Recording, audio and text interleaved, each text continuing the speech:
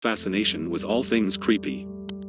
Because of this, serial killers are considered both terrifying and fascinating. We can't help but learn more about these upset people, or at least we can't look away once they get our attention. However, due to the heinous and prolific nature of crime, there are many serial killers who stand out from the rest.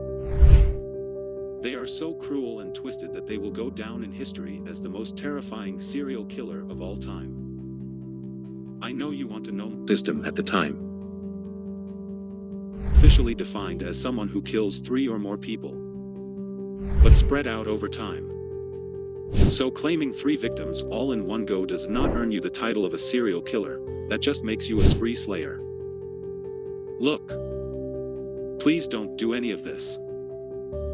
Serial killers are also often characterized by their seemingly normal facades, which suggests them to be regular, law-abiding citizens, which contrasts sharply with the ghastly nature of their murders, adding fodder for our sick minds. The behavior exhibited by serial killers range from the atrocious, sexually assaulting victims before killing them, to the nightmarish, cannibalizing victims' bodies, to the absolutely unimaginable, doing all of that in a clown suit.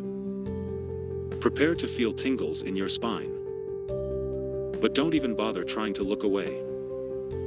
Here are 13 of the most terrifying serial killers in history. I know you haven't forgotten this clown photo.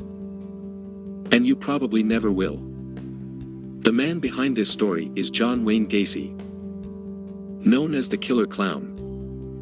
Gacy, husband and father, was first arrested in 1968 for sexually assaulting 2 teenagers and was sentenced to 10 years in prison.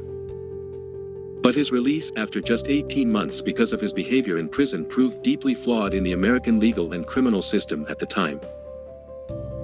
One of the deadliest serial killers in history is a married man with a family who managed to commit 218 murders, no less than 250, while working as a popular British doctor. Harold Shipman, who began his murder spree in 1972, is believed to have killed at least 71 patients while working at his first clinic, before finding him arrogant, rude and selfish. He killed twice that number on his second clinic job after a clash with big colleagues.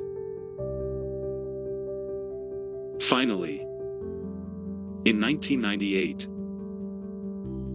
a local undertaker and another doctor noticed an unusually high number of cremation certificates signed by Shipman.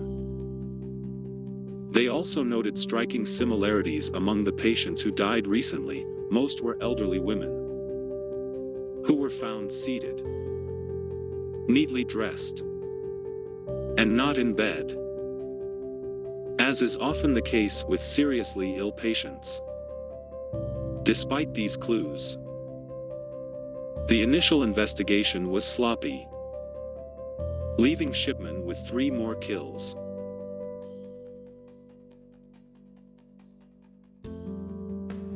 Shipman's luck ran out later that year, when his last victim's daughter, lawyer Catherine Granby, claimed he not only killed her mother, but tried to create a new, forged will, and he was her only beneficiary.